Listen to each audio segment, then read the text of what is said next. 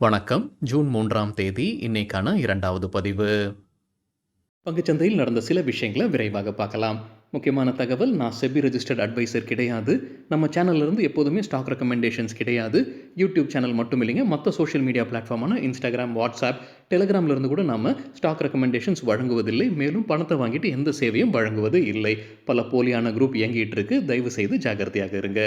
இந்த வீடியோவில் காட்டக்கூடிய அனைத்து கம்பெனிகளும் வெறும் இன்ஃபர்மேஷனல் பர்பஸ்க்காக மட்டுமே முதலீடு செய்யுங்கன்னு சொல்கிற வீடியோ கிடையாது. எந்த ஒரு முதலீட்லையும் ரிஸ்க் இருக்கும். ரிஸ்க் புரியாமல் இன்வெஸ்ட் செய்யாதீங்க. ரிஸ்க் புரியலனா தயவு செய்து இன்வெஸ்ட்மெண்ட்டை தவிர்த்துருங்க. நம்ம ருபி டிரைவர் சேனலை ஆதரிக்கிற அனைத்து நல்ல உள்ளங்களுக்கும் நன்றி.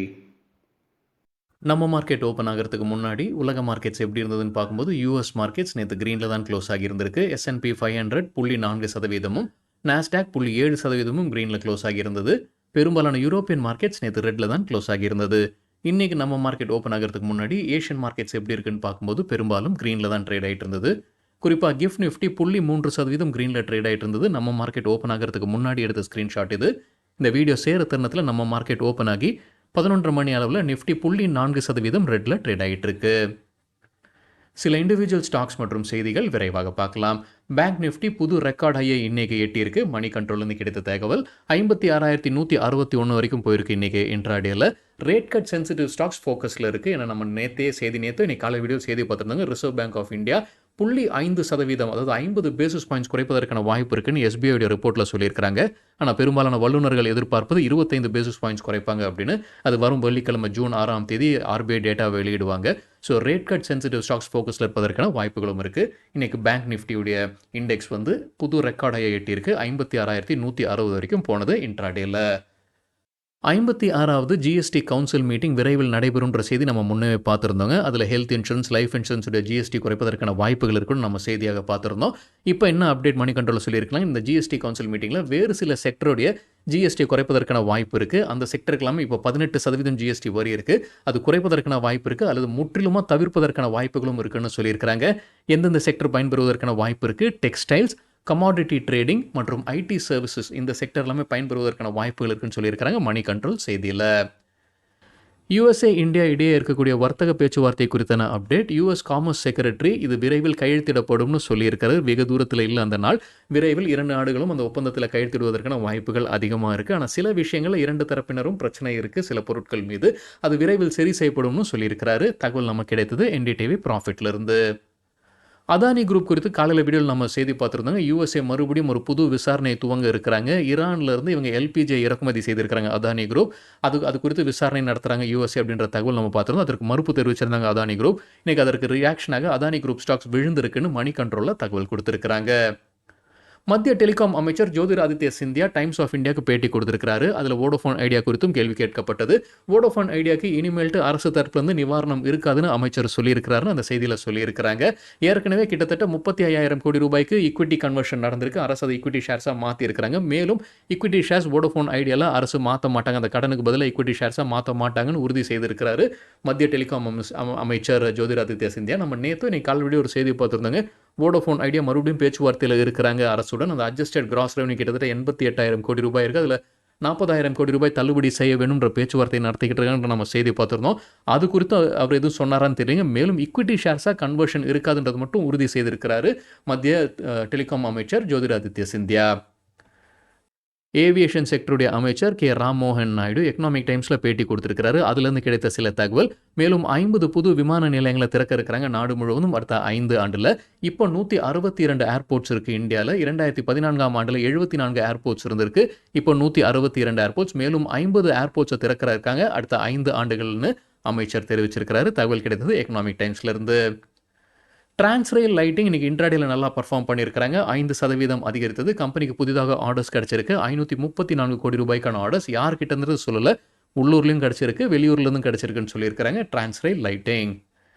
எஸ் பேங்க் குறித்து சிஎன்பிசி டிவி 18லேருந்து கிடைத்த ஒரு தகவல் இன்னைக்கு ஒரு பிளாக் டீல் நடந்திருப்பதாக சொல்லியிருக்கிறாங்க. இன்னைக்கு ஷேர் பிரைஸ் வீழ்ச்சியை பார்த்துருக்கு. 2022 கோடி ரூபாய்க்கான பிளாக் டீல் 9.4 கோடி ஈக்விட்டி ஷேர்ஸ், அதாவது 3% ஈக்விட்டி ஷேர்ஸ் இந்த பிளாக் டீலில் வந்திருக்கு. சராசரியாக ₹21.50 டிரான்சாக்ஷன் நடந்திருக்கு. யார் வாங்கியிருக்கிறாங்க, விற்பனை செய்திருக்காங்கன்றது தெரியலிங்க. பிரைவேட் ஈக்விட்டி நிறுவனங்கள் விற்பனை செய்திருப்பதற்கான வாய்ப்பு இருக்கு. பிரைவேட் ஈக்விட்டி நிறுவனங்கள் சொல்லும்போது கார்லைல் குரூப்பும் இருக்கிறாங்க, அட்வென்ட் இன்டர்நேஷனலும் இருக்கிறாங்க. கார்லைல் குரூப் மார்ச் குவார்டர் முடிவில் 6.84% ஸ்டேக் வைத்திருக்கிறாங்க. அட்வென்ட் இன்டர்நேஷனல் 9.2% ஸ்டேக் வைத்திருக்கிறாங்க. ஸோ யார் வாங்கியிருக்கிறாங்க, விற்பனை செய்திருக்கிறாங்கன்றது தெரியல. சுமிட்டோமோ மிட்சுய் பேங்கிங் கார்பரேஷன் அண்மையில் தான் 20% ஸ்டேக் எஸ் பேங்க்ல வாங்கியிருந்திருக்கிறாங்க அப்படின்றது குறிப்பிடத்தக்கது. எஸ்பிஐ மற்றும் வேறு சில வங்கிகள்கிட்ட ஷேர்ஸை வாங்கியிருந்தாங்க இந்த ஜாப்பனீஸ் நிறுவனம். ஆப்டஸ் வேல்யூ ஹவுசிங் ஃபினான்ஸ் இந்தியாலையும் ஒரு பிளாக் டீல் நடந்திருப்பதாக மணி கண்ட்ரோலில் தகவல் கொடுத்துருக்காங்க. ஷேர் பிரைஸ் வீழ்ச்சியை பார்த்துருக்கு 9%.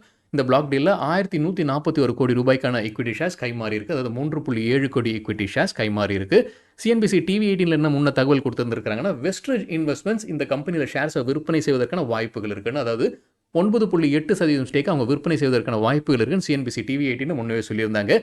இப்போ நடந்திருக்கிற பிளாக் டீலில் யார் வாங்கியிருக்கிறாங்க, விற்பனை செய்திருக்கிறாங்கன்ற தகவல் இன்னும் உறுதியாகலை. ஏயு ஸ்மால் ஃபினான்ஸ் பேங்க் குறித்து மணி கண்ட்ரோல்லேருந்து கிடைத்த ஒரு தகவல், Tata AIG general insurance company shares வாங்கியிருக்கிறாங்க. 9 லட்சம் ஈக்விட்டி ஷேர்ஸ், அதாவது 0.12% ஸ்டேக் வாங்கியிருக்கிறாங்க.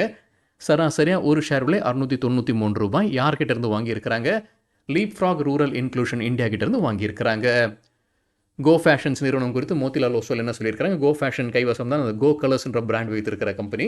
மோத்திலால் ஓஸ்வால் கவரேஜ் இனிஷியேட் பண்ணியிருக்கிறாங்க. கோ ஃபேஷனுக்கு பை ரேட்டிங் கொடுத்துருக்காங்க. எதிர்பார்க்குற டார்கெட் 1127, 30% அதிகரிப்பதற்கான வாய்ப்பு இருக்கு. ஓலா எலக்ட்ரிக் மொபிலிட்டி குறித்து சிஎன்பிசி டிவி 18லேருந்து கிடைத்த ஒரு தகவல், ஒரு பிளாக் டீல் நடந்திருக்கு.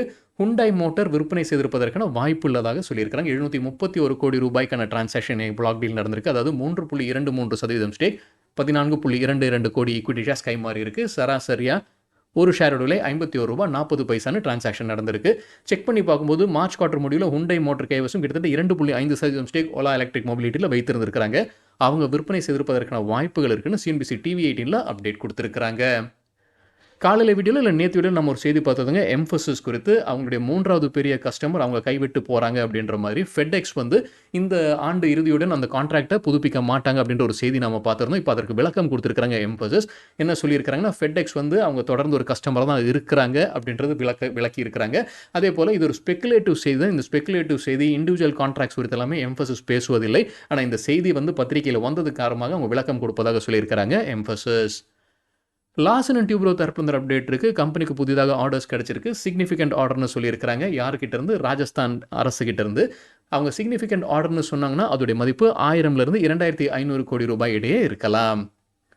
எம்ஐசி எலக்ட்ரானிக்ஸ்க்கு புதிதாக 2 ஆர்டர்ஸ் கிடைச்சிருக்குன்னு சொல்லியிருக்கிறாங்க. ஒன்று ஈஸ்ட் சென்ட்ரல் ரயில்வே ஜோன் கிட்ட இருந்து 1.1 கோடி ரூபாய்க்கான ஆர்டர். இது டிஸ்பிளே போர்ட்ஸ்க்கான ஆர்டர். இது இரண்டாவது இந்தியன் ரயில்வேஸ் கிட்ட இருந்து எமர்ஜென்சி லைட்டிங் யூனிட்ஸ்க்கான ஆர்டர். அது 60 லட்சம் ரூபாய். ஜொமேட்டோ குறித்து மார்கன் ஸ்டான்லி என்ன சொல்லியிருக்காங்க? தொடர்ந்து அதே டார்கெட்டை கொடுத்துருக்காங்க. ₹320, 33% தற்போதைய லெவலிருந்து அதிகரிப்பதற்கான வாய்ப்பு இருக்குன்னு கருதுறாங்க Morgan Stanley. Waaree renewable technologies தரப்பு அப்டேட் இருக்குது. அவங்களுக்கு ஒரு சோலார் பவர் ப்ராஜெக்ட் கிடைக்குது. யாருக்கிட்டதுன்றது சொல்ல, ரெனியூபிள் ஜென்ரேஷன் கம்பெனின்னு மட்டும்தான் சொல்லியிருக்காங்க. அதோடைய மதிப்பு ₹346 கோடி ரூபாய். ரைட்ஸ் லிமிடெட் தரப்புல அப்டேட் இருக்குது. குஜராத் அர்பன் டெவலப்மெண்ட் கம்பெனி லிமிடெடுடைய டெண்டரில் லோவஸ்ட் பிடராக இருக்கிறாங்க. அதோடைய மதிப்பு ₹28.5 கோடி ரூபாய். அதானி போர்ட்ஸ் மே மாதத்திற்கான பிஸ்னஸ் அப்டேட் வெளியிட்டிருக்கிறாங்க. அதுலேருந்து கிடைத்த ஒரு தகவல், கார்கோ வால்யூம் மே மாதத்தில் அவங்க ஹேண்டில் பண்ணியிருப்பது 41.8 MMT, இயர் ஆன் இயர் 17% அதிகரிச்சிருக்கு. Year to date cargo volume 79.3 MMT, year on year 10% அதிகரிச்சிருக்கு. கிராசம் இண்டஸ்ட்ரீஸ் ஃபண்ட் ரைசிங் பண்ண இருக்கிறாங்க. போர்டு ஒப்புதல் வழங்கியிருக்கிறாங்க. 1000 கோடி ரூபாய் வரைக்கும் ஃபண்ட் ரைசிங் பண்ணுறதுக்கு நான் கன்வெர்ட்டபிள் டிபெஞ்சர்ஸ் பிரைவேட் பிளேஸ்மெண்ட் வழியாக. சாரதா எனர்ஜி அண்ட் மினரல்ஸ் தரப்பு அப்டேட் இருக்கு. நீங்கள் இன்டர்டேல நல்லா பர்ஃபார்ம் பண்ணியிருக்காங்க. அவங்களுக்கு சத்தீஸ்கர் என்விரான்மெண்ட் கன்சர்வேஷன் போர்டு அனுமதி வழங்கியிருக்கிறாங்க அவங்களுடைய உற்பத்தி திறனை அதிகரிப்பதற்கு. கோல் வாஷருடைய உற்பத்தி திறனை தான் அதிகரிக்கிறாங்க. 0.96 MTPA-லிருந்து 1.8 MTPA-வாக அவங்க அதிகரிக்கிறாங்க. அதற்கு இப்போ அனுமதி கிடைச்சிருக்கு சத்தீஸ்கர் என்விரான்மெண்ட் கன்சர்வேஷன் போர்டு கிட்ட இருந்து. ஜிங்கா லாஜிஸ்டிக்ஸ் சொல்யூஷன்ஸில் ஒரு பிளாக் டீல் நடந்திருப்பதாக தகவல் சிஎன்பிசி டிவி 18லேருந்து கிடைத்தது. என்னன்னா, ஜிங்கா லாஜிஸ்டிக்ஸில் 9.22% ஷேர்ஸ் கைமாறி இருப்பதாக சொல்லியிருக்காங்க. 692 கோடி ரூபாய்க்கான ஷேர்ஸ் இந்த டீலில் கைமாறி இருக்கு. சராசரியாக ஒரு ஷேரோட விலை ₹423 டிரான்சாக்ஷன் நடந்திருக்கு. மணி கண்ட்ரோல் அதற்கு முன்னாடி என்ன சொல்லியிருந்தாங்கன்னா, குயிக் ரூட்ஸ் இன்டர்நேஷனல் ஜிங்கா லாஜிஸ்டிக்ஸில் அவங்களுடைய ஷேர்ஸை விற்பனை செய்வதற்கான வாய்ப்பு இருக்குது. 9% ஷேர்ஸை விற்பனை செய்வதற்கான வாய்ப்புகள் இருக்குன்னு மார்ச் மாத இறுதியில் இந்த குயிக் ரூட்ஸ் இன்டர்நேஷனல் கைவசம் 9% ஸ்டேக் இருந்திருக்கு ஜிங்கா லாஜிஸ்டிக்ஸில். நிவாபூபா ஹெல்த் இன்சூரன்ஸ் கம்பெனியில் நேற்று நம்ம செய்தி பார்த்திருந்தோம் ஒரு பிளாக் டீல் நடந்தது அப்படின்னு இப்போ மணி கண்ட்ரோலில் உறுதி செய்திருக்காங்க. எதிர்பார்த்த மாதிரியே ஃபெட்டில்டோன் ஷேர்ஸை விற்பனை செய்திருக்காங்க. அதே மாதிரி கம்பெனியுடைய எம்டி கிருஷ்ணன் ராமச்சந்திரன் ஷேர்ஸை விற்பனை செய்திருக்காங்க. 2 பேரும் சேர்ந்து 10% ஸ்டேக்கை விற்பனை செய்திருக்காங்க. ஃபெட்டில்டோன் கைவசம் 17.4% ஸ்டேக் இருந்தது மார்ச் மாத இறுதியில் மன்னிக்கும். 2 பேரும் சேர்ந்து இப்போ 10% ஸ்டேக்கை விற்பனை செய்திருக்கிறாங்க நிவாபூபாவில். யாரெல்லாம் வாங்கி இருக்கிறாங்க? DSP mutual fund, SBI mutual fund மற்றும் பலாஞ்சி அண்ட் கம்பெனி ஷேர்ஸை வாங்கியிருக்கிறாங்க. சில புரோக்கிங் கம்பெனி ஸ்டாக் ரெக்கமெண்டேஷன்ஸ் கொடுத்துருக்காங்க. எக்கனாமிக் டைம்ஸ்லேருந்து கிடைத்த தகவல். பொனான்சா போர்ட்ஃபோலியோட ரெக்கமெண்டேஷன்ஸில் ஓபராய் ரியாலிட்டிக்கு buy recommendation target 1850 1910, stop loss 1715, 8% அதிகரிப்பதற்கான வாய்ப்பு இருக்குது. பேடிஎம்க்கு buy recommendation target 975 1025, stop loss 895, 11% அதிகரிப்பதற்கான வாய்ப்பு இருக்குது. எல்கேபி செக்யூரிட்டிஸோட பரிந்துரைகளில் ரெட்டிங்டனுக்கு buy rating target 283, stop loss 258, 5% அதிகரிப்பதற்கான வாய்ப்பு. ஐஆர்எஃப்சி இந்தியன் ரயில்வே ஃபினான்ஸ் கார்பரேஷனுக்கு buy rating target 151, stop loss 136, 7% அதிகரிப்பதற்கான வாய்ப்பு இருக்குது.